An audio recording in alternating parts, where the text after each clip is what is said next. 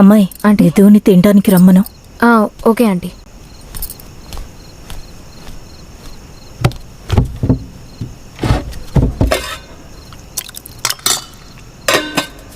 అయినా నా కొడుకు అందరిలాంటి వాడు కాదు.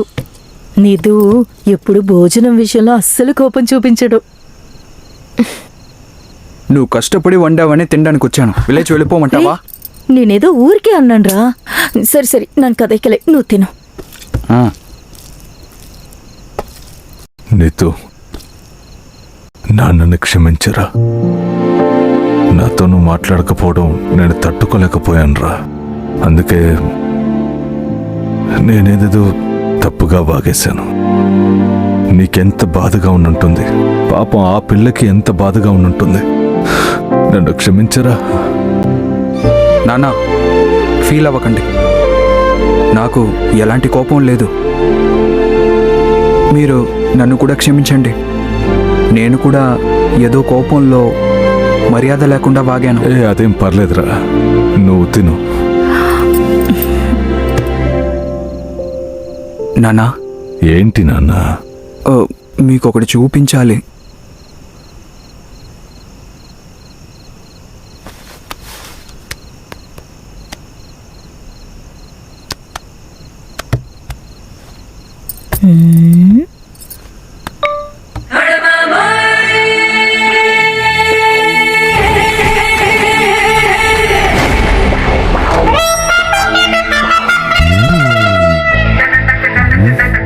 తనే నాన్న ఈరోజు జరిగిన పెళ్లిలో.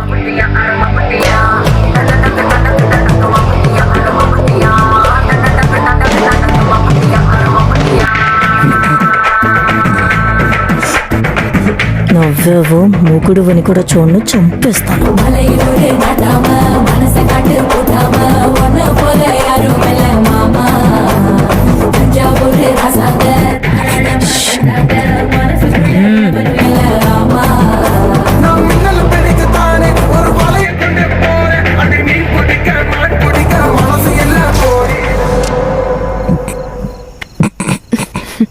ఇదిగో నాన్న, చూస్తుంటే బాధ తన్నుకొచ్చేస్తుంది. ఈ పాట పెట్టి పెళ్లిలో నా కోసం ఆడతానని చెప్పింది నాన్న. ఇప్పుడు ముక్కు మొహం తెలియని వాడి కోసం ఆడుతోంది. అవునరా. ఇక ఈ పాటని మళ్ళీ ఎలా వినగలను? కష్టమే నాన్న. ఇది విన్నప్పుడల్లా తనే గుర్తుకొస్తుంది. అయ్యో.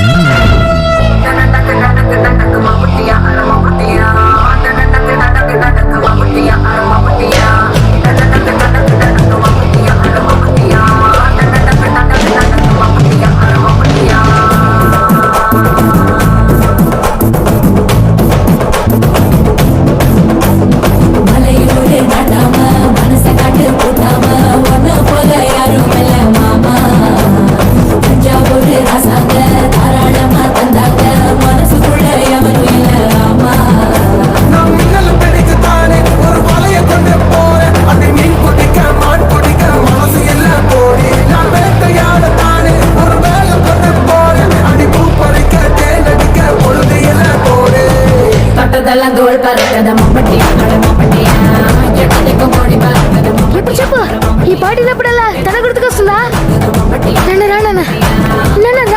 అయ్యో నా చిట్టి తండ్రి.